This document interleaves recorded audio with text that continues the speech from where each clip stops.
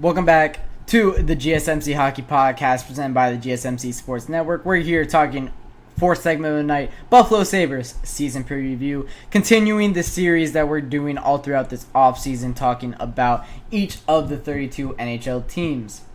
The Buffalo Sabres are in a very interesting position. Coming off of a year that they were just on the outside looking in of the playoffs, they were in a wild card race for a good bit of it, but however just trailed off at the end. Wasn't one of the wasn't one of the final 3 or 4 teams that were really contending. I'm actually going to pull up the NHL standings to get their exact. I think they were around 80-something points, and wild card ended up being 93. They were 84 points. Wild card ended up being 91. So 7 points out of the playoffs. They still haven't ended their over a decade now long playoff drought. That seems like will never end for the Buffalo Sabres. Every player that leaves goes to a playoff team, however. But for the Sabres, it's just been a very long time for them. But they're in a good spot. 84 points in 82 games played, and they got better objectively this offseason. What did they do this offseason? First off, they were able to last year re-sign their 2 first overall pick defensemen. They extended Owen Power and Rasmus Dahlin, who both of their contracts are kicking in now. They also have Bowen Byram on this team, who can be a fantastic young defenseman for this team. They go out and get Henri Jokiharju, who is a fantastic defenseman, and then they have Connor Clifton. So they only have one more defenseman spot to fill, and they still need to fill it. Next up, in their forward group, they go out and they get Ryan McLeod, who we just spent an entire segment talking about. We'll let you guys go back to that segment if you are wondering my thoughts on Ryan McLeod. They go out and get Nicholas Aube-Kubel, who can be pretty good for their forward core. But what's fantastic about this forward core is how young it is. Tage Thompson's 26. Dylan Cousins, 23. They got Ryan McLeod, who's 24, will be 25 next season. Zach Benson, 19 years old, who's going to probably play in the NHL this next season. Jack Quinn, who is 22 years old. JJ Peterka, who is 22 years old. Payne Krebs, 23 years old. All their young guys are gonna finally play for their NHL team. They have had such a fantastic prospect pool in recent memory, and they add to it this past offseason by adding Konsta Helenius, who is a good player. They have him listed as signing his entry-level contract. I believe he has signed his entry-level contract, which is very, very shocking to me. At 14th overall, I thought that he would for sure be going to Finland for another year, no matter what. But this team, where they have questions at is goaltender. They still don't have Ukko-Pekka Lehkonen re-signed, and he just filed for arbitration, so we'll see how that ends up. Then you have Devon Levy, who can be a fantastic goalkeeper with a lot of potential, but we haven't seen it yet. They also have James Reimer, a 36-year-old under contract for the next season. Who goes to the AHL? I think it has to be James Reimer. I think you have to run with UPL and Devon Levy, but we'll see how that plays out. This team can be a playoff team. The Atlantic, however, is so difficult this next season. We were looking at the Atlantic, and the Panthers are a for sure playoff team. I think the Bruins are a for sure playoff team. The Maple Leafs are a for sure playoff team. The Lightning are a for sure playoff team.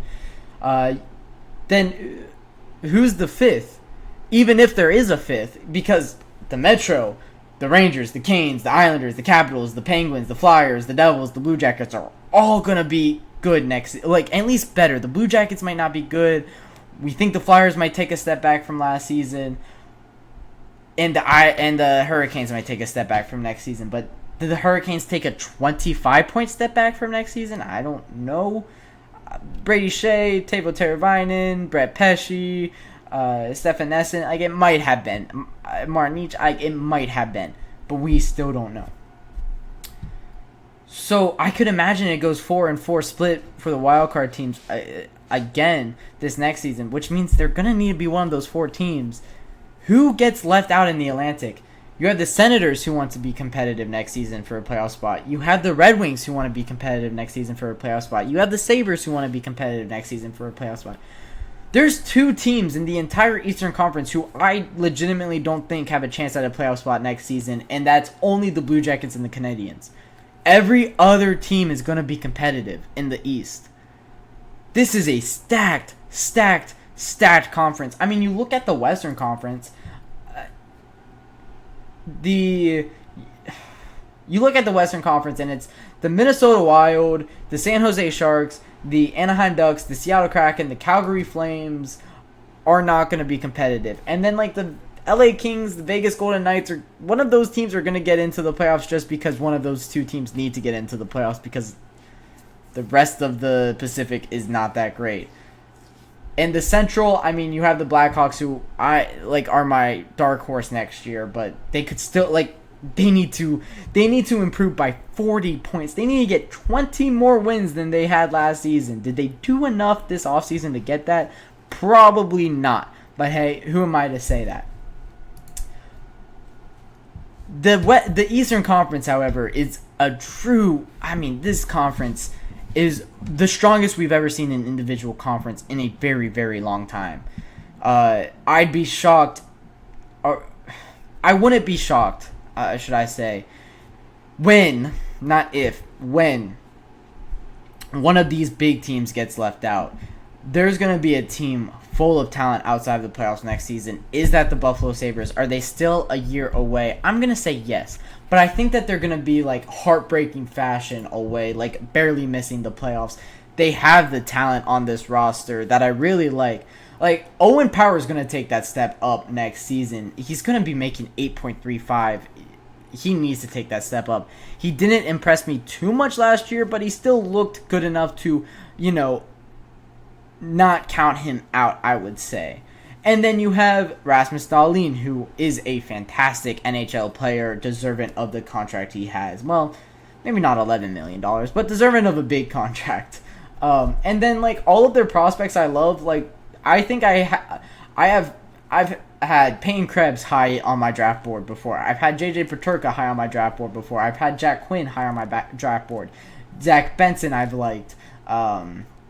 Ryan McLeod, I've said that I like. Dylan Cousins, I like. Tage Thompson is fantastic. Tage Thompson is truly has the potential to be a superstar in the NHL if they finally figure it out around him. And then their goaltending situation is pretty good.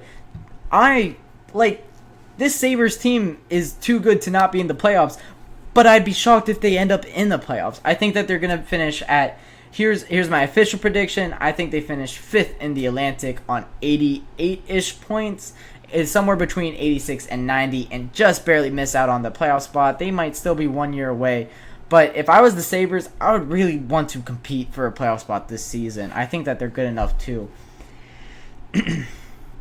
Granted, they do need to figure out a couple of contract situations. They need to get Ukko-Pekka Lehkonen figured out, but he's under arbitration. They need to get Peyton Krebs figured out, and they need to get Beck Malenstein figured out. But all of those guys are going to get contracts. It's going to look pretty good. They still need probably one more defenseman that can really play at an NHL level. I don't love Jacob Bryson or Dennis Gilbert. I don't think either of them are really that sixth defenseman that you need on an NHL team, especially with they have a lot of talent and small defensemen. They need they need to go out and get a sixth defenseman that's just huge, like a 6'5", 6'6" defenseman, kind of like an Anton Silyev from this past draft, but like a Tyler Myers mold of a defenseman. I don't know who's available. I can't think off the top of my head who could be available. I know Mikhail Sergachev maybe could have been that role, but he is now in Utah instead. But for the Buffalo Sabres, it looks really good.